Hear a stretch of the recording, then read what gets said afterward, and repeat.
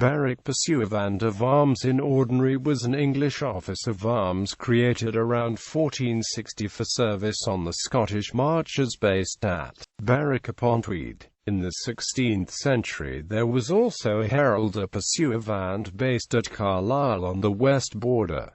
Charles Wriothesley, author of A Chronicle of England, 1485–1559, was appointed Berwick Pursuivant at the age of 16 in 1524. Leonard Walker, the Scottish courtier at Otterburn, arranged for Leonard Walker, Berwick Pursuivant, to meet James V of Scotland on the 26th of June 1529.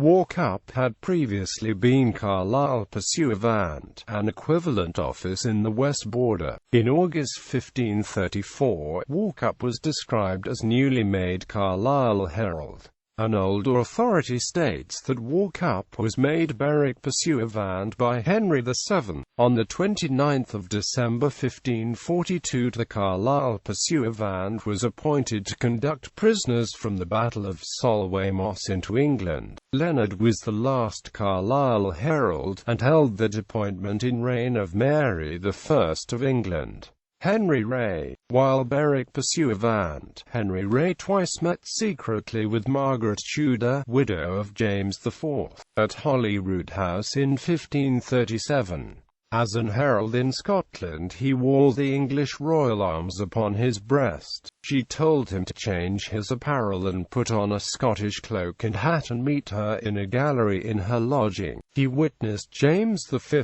and his French bride Madeleine of Valois arrive at Leith on Whitsun Eve, the 19th of May 1537. Ray was Ralph Sadler's go-between in Scotland, and he even found his lodgings. In February 1540 Ray had to argue with the Provost of Edinburgh over a billet, and a servant of Margaret Tudor told his mistress, who told the king, who ordered the Bishop of Ross to move out and make room for the English party. In March 1539, Henry Ray was in Edinburgh with the Lancaster Herald. The Duke of Norfolk sent Ray's news to Thomas Cromwell.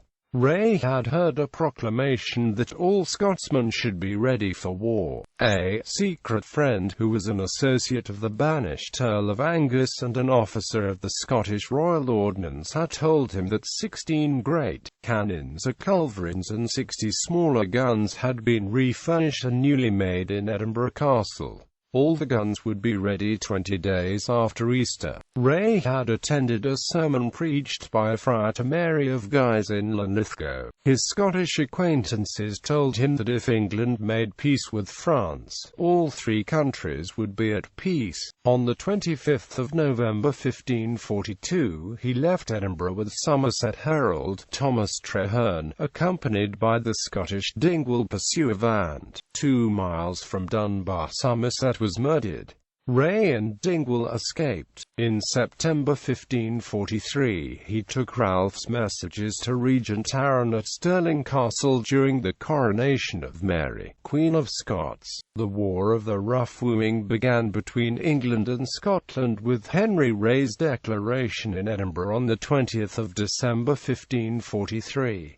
Ray was rewarded £12 for delivering letters in Edinburgh in December 1551, £12 in January 1553 and £15 in February. Later, Ray was detained by French troops at Dunbar on the 4th of April 1560 when he was bringing letters from Mary of Guise declining to end the siege of Leith. He was sometimes called Harry Berry. Gilbert Dethig wrote to him on the 3rd of April 1565 to buy some salmon for a St. George's Day feast, and addressed him as Harry Ree, alias Berwick Pursuivant at Arms, Richard St. George. Sir Richard St. George began his heraldic service at the College of Arms in this capacity in 1602.